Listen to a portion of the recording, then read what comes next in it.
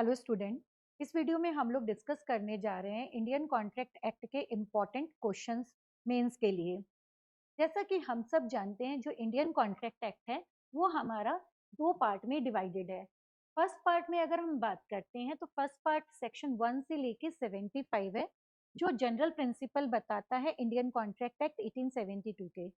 Second part की अगर हम लोग बात करते हैं तो वो स्पेशल कॉन्ट्रैक्ट के लिए बात करता है 124 से 238, इंडेमिनिटी, गारंटी, बेलमेंट, प्लेज और एजेंसी।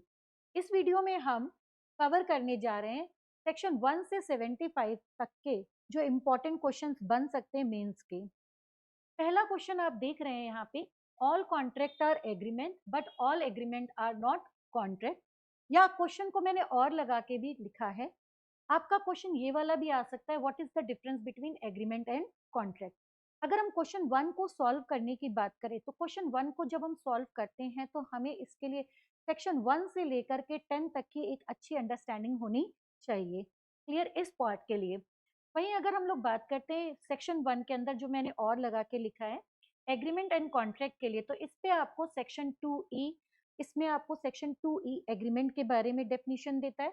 वहीं आपको illegal agreement, wide agreement, 2G, इनके बारे में अच्छी नॉलेज होनी चाहिए। कॉन्ट्रैक्ट के लिए आपको जो सेक्शन देखना है 2H देखना है, तो एग्रीमेंट के लिए आपको 2E देखना है। साथ में आप लोग यहाँ पे 2G भी देखते हुए चलेंगे। साथ में आप सेक्शन 23 भी एक बार देखेंगे, क्योंकि इलीगल एग्रीमेंट के लिए इंडियन कॉन्ट्रैक्ट एक्ट में एक्सप्रेस कोई प्रोविजन नहीं, आपको सेक्शन 23 देखना है। इन सबको रेफर करते हुए ही आप इस पे बेटर तरीके से आंसर लिख सकते हैं। एंड इस पार्ट के लिए आपको सेक्शन नंबर 1 से लेके 10 तक देखना होगा। चलिए बात करते हैं क्वेश्चन नंबर 2 पे आते हैं। क्वेश्चन नंबर 2 पे अगर हम आते हैं तो क्वेश्चन नंबर 2 में पूछा गया है all illegal agreement are void but all void agreement are not illegal. या फिर आपका क्वेश्चन किस तरीके से फ्रेम कर सकते हैं, wide agreement and illegal agreement में डिफरेंस बताएं। इस क्वेश्चंस को अगर आपको सॉल्व करना है तो मैंने आपको बताया था, आपको सेक्शन 23 आपको रेफर करना पड़ेगा। वाइड एग्रीमेंट के लिए आपको सेक्शन नंबर 2G देखना पड़ेगा। ये आपको देखने पड़ेंगे, ठीक है। नेक्स्ट अगर हम बात करें क्वेश्चन नंबर 3 की, क्वेश्चन नंबर 3 आपका बात करता है when does the communication of proposal and acceptance complete. इस टॉपिक के लिए आपको रेफर करना पड़ता है section number 4। What are the various mode of revocation of proposal and acceptance. इस टॉपिक को कवर करने के लिए आप लोग सेक्शन 5 और 6 को ध्यान में रखेंगे, ठीक है। नेक्स्ट आया आपका discuss the rule of communication and revocation of proposal and acceptance. यानी क्वेश्चन आप इस तरीके से भी फ्रेम हो सकता है या उसको अनदर वे में इस तरीके से भी हम फ्रेम कर सकते हैं। क्वेश्चन नंबर 4 की अगर हम लोग बात करें तो क्वेश्चन नंबर 4 कहता है who are competent to contract. Discuss the law relating to minor agreement in India with the help of decided case law. Is there are any difference between Indian law and English law regarding in this context? अगर हम इस question को solve करते हैं तो ये question हमें solve करते समय सबसे पहले कॉम्पिटेंट वर्ड को कहाँ डिफाइन किया गया है, इंडियन कॉन्ट्रैक्ट एक्ट के सेक्शन नंबर 10 में डिफाइन किया गया है। तो आपको इंडियन कॉन्ट्रैक्ट एक्ट का कौन सा सेक्शन देखना होगा, 10 देखना होगा। साथ में आपको सेक्शन नंबर 11 भी यूज करना पड़ेगा। क्वेश्चन आपका इस तरीके से भी फ्रेम हो सकता है, minor agreement are void ab initio. आपको लैंडमार्क केस लॉ है मोहरी बीबी वर्सेस धर्मोदास घोष। 1903 में प्रीवी काउंसिल ने अपना बोला था कि माइनर के साथ जो एग्रीमेंट होते हैं वो वॉइड होते हैं, ठीक है। उस केस लॉ को डिटेल में डिफाइन करते हुए आपको सारे रूल्स एंड रेगुलेशंस यहाँ पे लिखने पड़ेंगे। नेक्स्ट आया, सेम ही क्वेश्चंस को हम लोग अलग अलग लैंग्वेज में बता रहे हैं कि क्वेश्चन यहाँ पे इस टॉपिक से रिलेटेड या इस सेक्शन से रिलेटेड कितने तरीके से पूछा जा सकता है। What do you understand by capacity to contract. जब आपसे कैपेसिटी टू कॉन्ट्रैक्ट पूछा जाए, what is the effect of minor agreement when can be enforce, तो इसके लिए भी आपको सेक्शन 10, 11 दोनों को और 12 को ध्यान में रखते हुए आंसर की फ्रेमिंग करनी पड़ेगी। यहीं पे अगर हम लोग बात करें क्वेश्चन नंबर 5 पे अगर आते हैं, क्वेश्चन नंबर 5 आपका पूछ रहा है stranger to contract can not file a suit, is there any exception to it. यही क्वेश्चन आपका इस तरीके से भी पूछा जा सकता है, a contract can not be enforced by person who is not a party to it even though it is made for his benefit. यानी कि क्वेश्चन की लैंग्वेज चेंज कर दी गई है, ये कंसिडरेशन के टॉपिक से आपका क्वेश्चन पूछा गया है।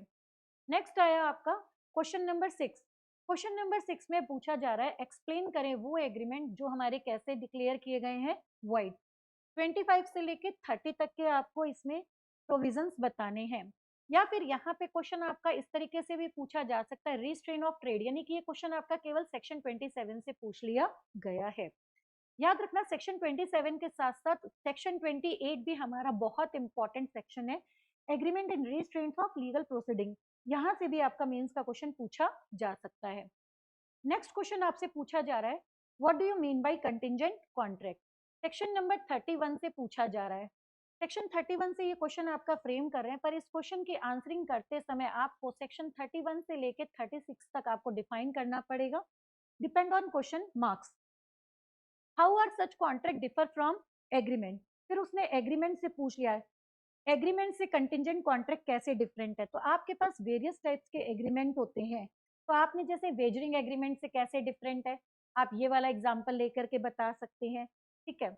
नेक्स्ट आया आपका an agreement to do an act impossible in itself void, या फिर डॉक्ट्राइन ऑफ फ्रस्ट्रेशन। ये जो आपका क्वेश्चन आता है ये सेक्शन नंबर 56 है, ये काफी इंपॉर्टेंट सेक्शन है और मैनी टाइम पूछा भी जाता है। इसी क्वेश्चन को आप देखेंगे कई बार डॉक्ट्राइन ऑफ फ्रस्ट्रेशन कह के भी लिखा जाता है। नेक्स्ट क्वेश्चन आया, what do you understand bye discharge of contract. Discharge of contract अगर आप ये एक्सप्लेन कर रहे हैं तो आपको इस क्वेश्चन को सॉल्व करने के लिए section number 37, section number 56, section number 62, section number 63, section number 55 etcetera, operation of law, limitation act, material alteration, various चीजों को रेफर करते हुए ये क्वेश्चन आपको एक्सप्लेन करना पड़ेगा। नेक्स्ट आया आपका क्वेश्चन नंबर 10। क्वेश्चन नंबर 10 के अंदर आपसे पूछा जा रहा है ब्रीच ऑफ कॉन्ट्रैक्ट पे, इसमें आपको एक्सप्लेन करना होगा ब्रीच ऑफ कॉन्ट्रैक्ट क्या है। ध्यान रखना यहाँ पे भी जब आप डिस्चार्ज ऑफ कॉन्ट्रैक्ट बता रहे हैं जिसमें आपने 37, 56, 62, 63, 55 operation of law, material alteration की बात की है, यहाँ पे भी ब्रीच ऑफ कॉन्ट्रैक्ट आपको बताना होता है। ब्रीच ऑफ कॉन्ट्रैक्ट पे अगर ये क्वेश्चन इंडिविजुअली केवल ब्रीच ऑफ कॉन्ट्रैक्ट पे पूछा है तो इसमें ब्रीच ऑफ कॉन्ट्रैक्ट पे आप इंपसाइज करेंगे और उसके डैमेजेस के बारे में बताएंगे।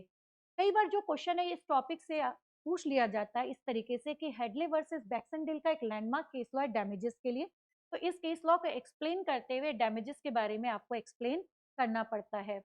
या फिर क्वेश्चन आपका पूछ लिया जाता है जब कॉन्ट्रैक्ट ब्रीच होता है तो उसकी क्या रेमेडीज होती हैं। जब कॉन्ट्रैक्ट ब्रीच होता है तो उसकी जो रेमेडीज होती है उसमें से एक रेमेडी हमारी क्वांटम मेरिट की होती है, तो इंडिविजुअल स्पेसिफिक क्वेश्चन यहाँ से भी फ्रेम किया जा सकता है। या फिर क्वेश्चन आपका इस तरीके से भी पूछा जा सकता है, डैमेजेस के ऊपर क्वेश्चन आ सकता है कि डैमेजेस क्या हैं, explain liquidated and unliquidated damages, liquidated damages and penalty में क्या डिफरेंस है, इस तरीके से भी आपका क्वेश्चन आ सकता है। Thank you for watching this video.